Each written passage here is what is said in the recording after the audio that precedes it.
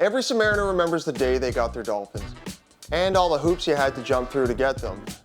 Searching the boat, looking for an engraving on a valve, tracing a pipe from one end of the boat to the other, calling the wrecker by his first name in the control room.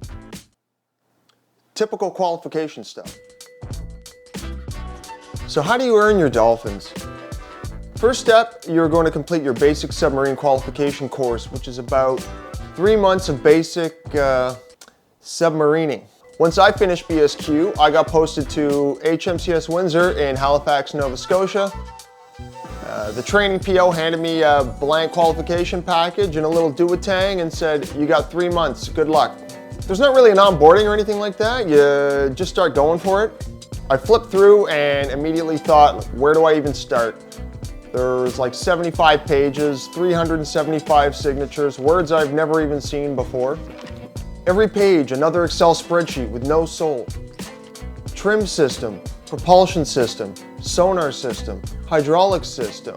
Describe the system, state the function, demonstrate the procedure. Print, sign, date, repeat. You get so familiar with everything on board because you have to look at absolutely everything. Every signature in the package means finding someone that knows that system and demonstrating that you've learned the surface layer of it. Asking questions, spinning dits, learning something. Pretty quickly, that little duotang becomes part of your everyday carry. Keys, wallet, duotang. You just gotta fold it up, put it in your cargo pocket. That was actually a sign that someone was not qualified. Not that they didn't have dolphins, but that there was a big duotang hanging out of their pants. Wow. And it's gonna get covered in like hydraulic oil, coffee stains. The corners are gonna get curled up. Little smiley face here. Probably the best feeling seeing someone pull out like a ruler or a straight edge and just the whole section. And sometimes you just get sent away. Most people are running the 3-strike system. So how do you earn those 375 signatures? The first few days, you're just gonna kind of stand around, try not to be in the way. And then eventually you just sort of merge into traffic. Before long, you're collecting signatures like Pokemon cards. Just sort of lurking in the shadows, waiting for someone to sit down for 5 minutes, and then you just sort of pull up like Lurch from the Addams Family. P.O., are you busy? And that's just kind of your life as a non-qual. You get your little flashlight, your little duotang, you get in the corner, start looking for valves, tracing systems, poking some shit. Every day, another signature, another little piece of the boat starts making more sense. I still had one signature left with Petty Officer First Class Lake, also known as the Wrecker. We were just a few days away from my first foreign port of Trondheim, Norway. My time was running out. It went a little something like this. I popped my head up the 2-deck ladder and took a little peek around. I let my eyes adjust to the darkness before advancing in. The control room always had a different kind of feeling in the evening. The dim red lighting, the hum of the machinery, officer of the watch on the periscope, the helming, sonar operators, no one really knows. Over at the ship control console was Petty Officer First Class Lake. I remember thinking, this is it. I have my little duotang tucked under my arm. Every hour of studying, every valve I'd hunted down, every signature, everything had led to this moment. I walked over, looked him straight in the eye. Hey Neil, let's hit pause for a second here. In the military, you just don't do that. I mean, there's an exception to every rule, and in submarines, there's quite a few exceptions, but I was an ordinary seaman, non-qualified.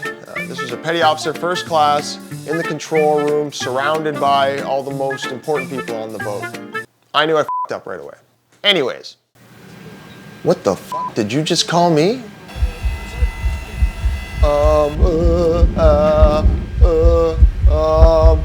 P.O.? You've got a long fucking way to go before you can call me by my first name. I'm just standing there looking awkward, probably looking like a kid who just pooped his pants in the grocery store. So what do you want, ordinary seaman? At that point, I figured, well, I'm already here. It can't get much worse. So I asked if I could challenge my EOP rec. He told me to take a seat next to him and started asking me questions. I answered them, and if I recall, I was actually doing pretty good. All right, now let's see you line up the trim system for firefighting. And I mean, technically that wasn't really the requirement for that signature, but I was really in no place to negotiate here. So now I'm staring at this panel. It might as well be in a different language. I knew the lineup, I'd done it before. This shouldn't take longer than 10 seconds. He's counting down the time like Gordon Ramsay while I'm watching my dolphins slowly fade away. Come back when you got it figured out. So I grabbed my little duotang and walked out of the control room with my tail tucked between my legs. Anyways, I went for round 2 the next day, got my signature, and that was it. My package was done. So after you've completed your package, you have a couple more steps. You need to complete your walkthroughs, and that's one-on-one with the divisional chiefs. They're gonna grill you about all their subject matter. Then after that, you're gonna do your dolphin board, they call it.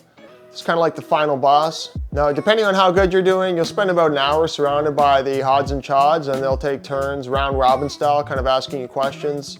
Engineering rounds, duty watch responsibilities, and safety is a big one.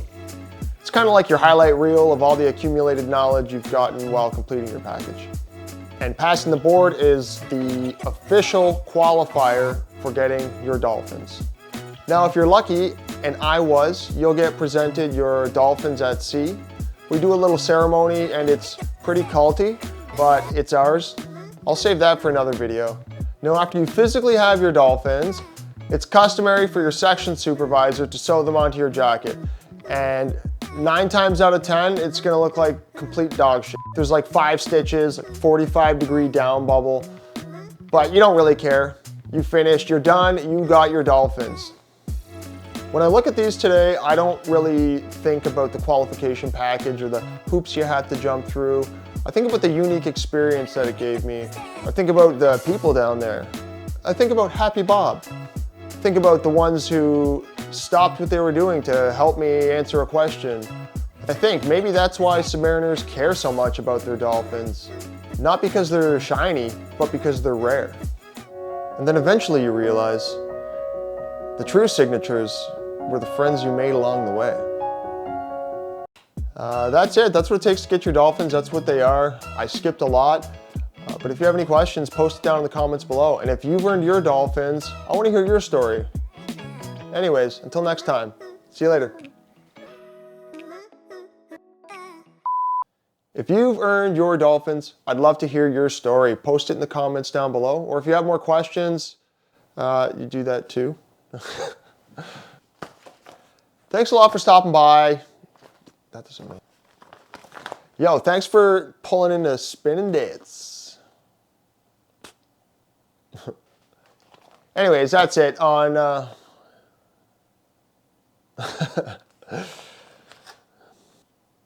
Anyways, until next time, thanks for stopping in. Spinnin Dits. Thanks for stopping in. Can I just be fucking normal for 2 seconds here? Until next time, see ya! I got my duotang in my hand. Until next time, see ya! Dolphin, diesel boats forever!